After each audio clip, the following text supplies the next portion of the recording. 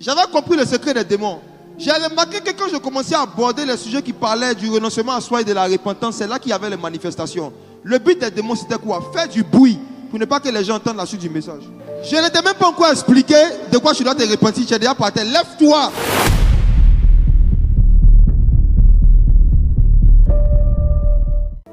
Lorsque j'étais un enfant dans les choses de la délivrance, chaque fois que je commençais à prêcher dans les années 2013, en général, je n'arrivais pas à terminer mes prédications. Parce que pendant que j'expliquais les Écritures, ceux qui avaient des esprits impurs manifestaient. Et j'étais content, je me disais que j'avais l'onction.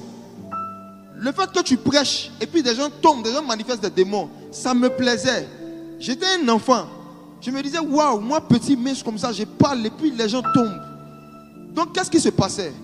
Je suis en train de prêcher et quand je prêche, quelqu'un manifeste le démon, je coupe ma prédication. Et je vais, sors, sors, sors. Je ne sors pas, je sors. Et puis j'étais content.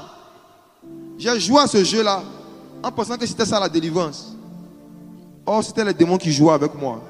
Et j'ai remarqué que les personnes qui interrompaient mes prédications et pour qui je priais, ils vivaient toujours dans le péché après les programmes. Donc il a commencé à me poser des questions. On délivre les mêmes personnes, des mêmes esprits dans les mêmes programmes. Ils prennent rendez-vous, on prie, ils crachent. Ils prennent un autre rendez-vous, ils vomissent. Et l'homme de Dieu se sent ouin. À un moment, je savais qu'il y avait quelque chose qui n'allait pas. J'ai pris un temps de jeûne pour comprendre. Et voici ce que m'a dit le Saint-Esprit. Le Saint-Esprit m'a dit, multiplier les prières de délivrance sans multiplier les enseignements sur la repentance, c'est multiplier les cas de possession. Je reprends ma phrase.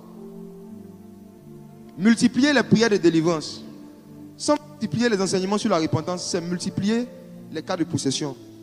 J'ai dit dans quel sens? Il dit dans la mesure où quand tu pries pour quelqu'un, que tu chasses un esprit, si cette personne ne s'est pas repentie de ce qui a donné le droit légal à cet esprit de prendre le contrôle de sa vie, l'esprit qui part prend 7 autres plus méchants. Donc avant la prière, la personne avait un démon, après la prière, elle a 8. Voici ce que j'ai commencé à faire. Quand je suis revenu de la retraite, on avait organisé un programme encore à Trècheville.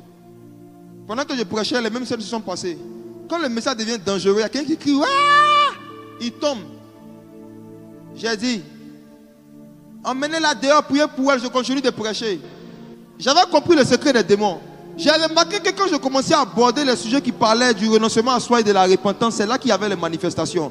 Le but des démons, c'était quoi? Faire du bruit pour ne pas que les gens entendent la suite du message.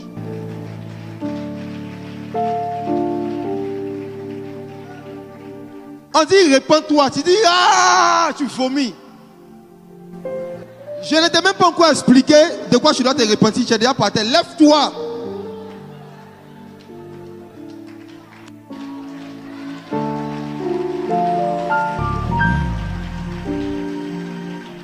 Quand j'ai commencé à faire ça, c'est là qu'on s'est rendu compte qu'il y avait des jeunes filles qui étaient lesbiennes, mais membres de groupes musicaux. Il y avait des fumeurs, mais qui étaient batteurs à l'église. Il y avait des gens qui vivaient dans des abominations et des péchés qu'on ne pouvait pas sous-estimer. Mais chaque fois qu'il y a un petit mouvement de l'esprit, on reconnaît une personne qui a été délivrée. Pas en fonction de la réaction que son corps a quand on prie pour elle. On reconnaît une personne qui a été délivrée en fonction de la vie qu'elle mène après qu'on ait prié pour elle.